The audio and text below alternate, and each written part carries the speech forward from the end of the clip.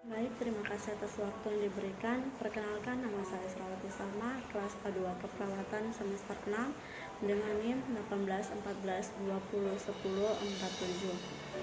Saya mahasiswa Universitas Pembangunan Indonesia Manado. Pada saat ini saya akan melakukan video untuk menunjang tugas ujian akhir semester 6 dengan mata kuliah Asuhan Keperawatan Kegawat Daruratan 3. Kita masuk dalam bab 1, pendahuluan. Latar belakang, angka kematian ibu atau AKI di Indonesia masih relatif lebih tinggi jika dibandingkan dengan negara anggota ASEAN. Berbagai faktor yang terkait dengan risiko terjadinya komplikasi yang berhubungan dengan kehamilan dan cara pencegahannya telah diketahui, namun demikian juga kematian masih tetap tinggi. Deathcase RI 2005. Hamilton 1995. Berdasarkan sumber terjadinya perdarahan antepartum bersumber dari plasenta, yaitu placenta previa, solusio placenta circum, palata, abruption placenta yang bersumber pada kelainan janin fasa praevia dan yang bersumber pada kelainan maternal, hemoroid, ruptur uteri, infeksi vagina, kelainan koagulasi. Perdarahan dalam kehamilan harus selalu dianggap sebagai kelainan yang berbahaya dan harus segera mendapat pertolongan. Pada perdarahan antepartum, janin masih mungkin hidup di luar kandungan dan dampak psikologis yang ditimbulkan lebih besar bila persalinan belum dapat dinilai oleh karena usia kehamilan kurang lebih 36 minggu dan berat 2.500 gram dapat ditunda sampai janin dapat hidup di luar kandungan dengan lebih baik. Ini akan mengurangi angka kematian neonates akibat prematur dan sebaliknya bila kehamilan cukup waktu dan berat 2.500 gram segera ditangani aktif. Masuk dalam bab 2, tinjauan materi. Pertama, pengertian. Perdarahan antepartum adalah perdarahan yang terjadi setelah kehamilan 28 minggu, biasanya lebih banyak dan lebih berbahaya daripada perdarahan kehamilan sebelum 28 minggu. Ada beberapa penyebab perdarahan selama kehamilan. Meskipun demikian, banyak keadaan penyebab spesifiknya tidak diketahui. Pada kehamilan lanjut, perdarahan bervaginam yang cukup banyak dapat terjadi akibat terlepasnya plasenta dari dinding rahim atau solusio placenta dan robeknya implementasi plasenta yang menutupi sebagian atau seluruhnya dari janin lahir, placenta previa. Amoran 2016. Nah, selanjutnya etiologi. Etiologi plasenta previa belum diketahui secara pasti, namun beberapa faktor risiko telah ditetapkan sebagai kondisi yang berhubungan dengan terjadinya plasenta previa. Faktor risiko tersebut meliputi hamil usia tua, multiparitas kehamilan ganda, merobek selama masa kehamilan janin laki-laki, riwayat aborsi, riwayat operasi pada uterus, riwayat plasenta previa pada kehamilan sebelumnya. Selanjutnya, klasifikasi perdarahan antepartum. Plasenta previa. Pengertian plasenta previa. Plasenta previa adalah plasenta yang berimplementasi pada segmen bawah rahim, demikian rupa sehingga menutupi seluruh atau sebagian dari ostium uteri internum, sehingga plasenta berada di depan jalan lahir. Marsyunani dan Eka 2013. Klasifikasi plasenta previa. Menurut Prawiroharjo 2010, klasifikasi plasenta previa adalah sebagai berikut. Yang pertama, Placenta previa totalis. Placenta previa totalis atau komplit adalah plasenta yang menutupi seluruh ostum uteri internum. Yang kedua, placenta previa partialis.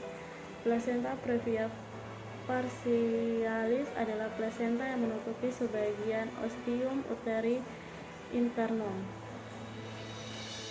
Yang selanjutnya, manifestasi klinis. Setiap wanita dengan perdarahan vaginam setelah usia kehamilan lebih dari 20 minggu harus dicurigai sebagai placenta previa. Selain itu dapat ditemukan perdarahan tanpa rasa nyeri, posisi abnormal, dan presentasi letak tinggi. Diagnosa klinis sangat penting untuk mencurigai dan penata laksanaan placenta previa, namun diagnosa pasti tergantung dari hasil pemeriksaan USG. Yang selanjutnya, patofisiologi. Penyebab plasenta melekat pada segmen bawah rahim belum diketahui secara pasti. Ada teori menyebutkan bahwa vaskularisasi DESI2 yang tidak memadai yang mungkin diakibatkan oleh proses radang atau atrofi dapat menyebabkan plasenta berimplantasi pada segmen bawah rahim. Pembentukan segmen bawah rahim akan berlangsung secara progresif. Hal ini tersebut menyebabkan terjadi laserasi dan perdarahan berulang pada plasenta previa. Penata laksanaan. Prinsip dasar yang harus segera dilakukan pada semua kasus perdarahan antepartum adalah penilaian kondisi ibu dan janin, melakukan resusitasi secara tepat apabila diperlukan, apabila terdakwa fetal distress dan bayi sudah cukup matur untuk dilahirkan, maka perlu pertimbangkan untuk terminasi kehamilan dan memberikan imunoglobulin anti-D pada semua ibu dengan resus negatif. Dalam asuhan keperawatan, diagnosa keperawatan yang diambil ada 3. Yang pertama, nyeri akut berhubungan dengan agen pencedera fisik ditandai dengan tampak meringis. Diagnosa kedua, ansietas berhubungan dengan kekhawatiran mengalami kegagalan ditandai dengan tampak gelisah. Yang ketiga, risiko perdarahan ditandai dengan komplikasi kehamilan. Analisa data yang pertama, data subjektif. Kalian mengatakan nyeri bagian perut. Data objektif, kalian tampak kesakitan, frekuensi tidak teratur, skala sedang, tingkat 5. Etiologi, bertemu sperma dan ovum dan terjadi vestilasi di tuba falopi, selanjutnya dibawa oleh silia ke ruang rahim, selanjutnya terjadi nidasi. Masalah nyeri akut. Data kedua, data subjektif, kalian mengatakan sakit kepala, sakit perut, kesemutan di tangan dan mata, kabur. Etiologi, genetik, sinar UV, kuman, virus obat-obatan, dan meningkatkan autoimun berlebihan. Selanjutnya, autoimun menyerah organ tubuh. Selanjutnya, ansietas. Masalah ansietas. 3. Diagnosis. Data subjektif, pasien mengatakan timbul bintik merah di tangan. Data objektif, tampak bintik merah di kulit, bibir pasien terlihat kering, trombosit 11/2000. Etiologi, trombositopenia. Masalah risiko perdarahan. Intervensi. Diagnosa yang pertama, nyeri akut berhubungan dengan agen pencedera fisik ditandai dengan tampak meringis. Intervensi utama, manajemen nyeri.